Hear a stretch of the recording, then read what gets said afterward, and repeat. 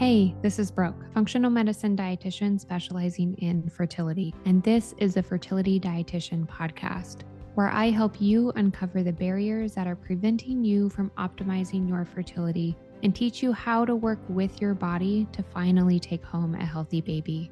Each week, I will be diving into different topics on fertility and sharing my perspective on physiology, metabolic health, nutrition, and lifestyle approaches that have helped hundreds of couples get pregnant even after years of heartache. My goal is to empower you with the knowledge you need to take back control of your fertility. Happy listening. Is it really unexplained infertility? Getting a label of unexplained infertility is like saying, we don't know where else to look or what else to do, which is okay. But there are so many gaps in the conventional fertility protocol that it makes much more sense to refer out when they are not finding answers in your fertility clinic. IVF is not the answer for most. According to the conventional medicine world, unexplained infertility is when a couple has not been able to conceive for a year, if you're under 35 as a female, or you haven't been able to conceive for 6 months if you're over 35 as a female. And fertility testing has not identified a reason for not having conceived. The problem is that this fertility testing is very surface level and focused on the reproductive system, which of course is important, but we need to be focusing on the whole body and the whole person. So this fertility testing typically includes looking for uterine abnormalities or structural issues, making sure that ovulation occurs at regular intervals, making sure your fallopian tubes are open, and looking at your egg count. As an aside, check out my episode on AMH because low AMH is definitely not a reason to jump into IVF either. Additional testing looks at hormones that are being produced by the brain, making sure that your hormones and the brain is communicating appropriately with your reproductive system. And then they're also looking at a semen analysis on the male fertility side. So making sure that count and motility and shape of that sperm is appropriate. But remember, normal does not mean optimal. And today's normal sperm parameters, for example, would have been considered infertile just 15 years ago. So if you have quote unquote normal labs, but haven't been able to conceive, there are many areas to consider looking. We can dig deeper and take the guesswork out of what you need to do to improve the chances of taking home a healthy baby. Here at the Fertility Dietitian, about 80% of the couples that I work with have been told that they are unexplained. Yet we have not ever worked with a couple that has been labeled with unexplained infertility without finding at least 3 barriers that are leading to a longer time to bear baby. I like to consider this subfertility. Very, very few humans are actually infertile, but 1 in 5 couples have subfertility or have barriers that are making it challenging for them to conceive or carry to term. It's okay if your doctor has run out of ideas to explore. They are using their tools that they have been trained in, but this doesn't mean IVF is your only option. It's just their only tool left to use for you. And most often, IVF is not the answer. IVF is a very amazing, wonderful tool, but it is not going to increase your chances of taking home a healthy baby if there are underlying barriers leading to poor egg quality or poor sperm quality, or something is up with your health saying we are not ready to nourish a baby. There are many other places to investigate, and we can learn how to work with your body to improve egg quality, sperm quality, and reproductive environment. And with a deeper dive approach, we will improve your chances of taking home a healthy baby in a shorter amount of time, no matter how you end up conceiving. Check out episode 8 and episode 9, where I talk with previous clients that have been told they have unexplained infertility and listen to their stories. Typically, our conventional world will consider the barriers that we're uncovering minor, but your body doesn't see them as minor. It sees them as barriers that it wants to heal prior to being ready to nourish a baby. Yet conventional medicine doesn't see them as major issues because it doesn't add up to a diagnosis for them. When there are two or more barriers, they compound on each other, and this compounding effect leads to not being able to get pregnant.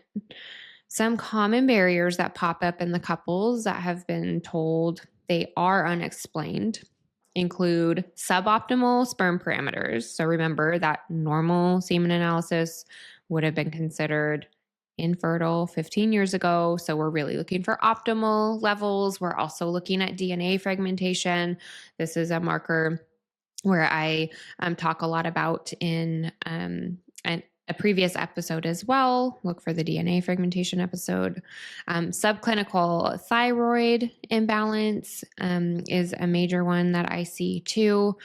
Poor gut health, very common to see. We have to be digesting and absorbing our food appropriately to get the nutrients like the vitamins and minerals out to be able to carry out the processes of creating energy and supporting the DNA programming in both follicle health and sperm health, for instance.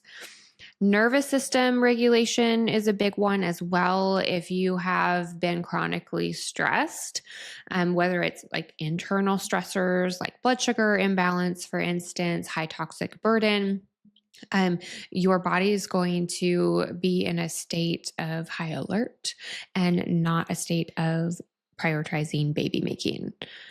Mineral imbalance is a really big one, and we'll talk a lot more about this in a future episode, but minerals are necessary for how we create energy in every cell in our body, and fertility is a very energy intensive process, so it is a major foundation for how your body's able to support fertility. Hidden inflammation is another big one. So we can see inflammation from everything from imbalanced blood sugar to high toxic burden to iron dysregulation. How maybe you're struggling to use certain nutrients or metabolize estrogen. Lots of ways that inflammation can contribute. High toxic burden is another barrier on its own because it's taking a lot of resources in the form of nutrients away from fertility. Compromised mitochondria is a big one too. So the mitochondria is a powerhouse of our cells. So again, like supporting that energy creation process. And our follicles have 10 times more mitochondria than any other cells in the body. So that gives you a bit of a idea of how much energy and how important that mitochondria is for supporting things like egg quality, ovulation, and reproduction as a whole. Iron dysregulation is another one that I see pretty commonly. Typically, our conventional providers don't have any idea of how to look at iron or how to support the body in regulating it. Our very basic labs, like a CBC, don't even begin to look at how iron is being used in the body. Well, I shouldn't say that. They do begin to, but there's a lot more to that story. And iron's really important for how we're oxygenating our cells. So the blood flow piece and getting nutrients into the cells in the way that we need them to. So important for follicle maturation, important for how our lining is being built, all those important steps of conception. So this is definitely not an all-inclusive list, but they're probably some of the most common barriers that I see popping up in my unexplained infertility clients. And every single one of these lead to additional barriers in how your body is able to support a quality sperm quality and reproductive environment. The whole body works together, and it is smart. It will not prioritize reproduction if it doesn't feel safe enough to do so. As frustrating as it is, your body is working the way it was designed to. It's protecting you to help you survive. It is not broken, and you can get out of this state. Okay, that's an important and. Even though you're currently likely feeling lost and like you're having to try to figure it out on your own, you don't, and you are not broken. Building a tiny human from scratch is a big deal. It takes a massive amount of energy your body doesn't have if it is using it up for something like high toxic burden or trying to decrease inflammation, or maybe it's struggling to support blood flow or simply get the nutrients out of the food that you're eating. You can shift into thriving fertile mode, and you don't have to figure it out all on your own. I am here to support you when you're ready. Thank you for listening to this episode of the Fertility Dietitian podcast.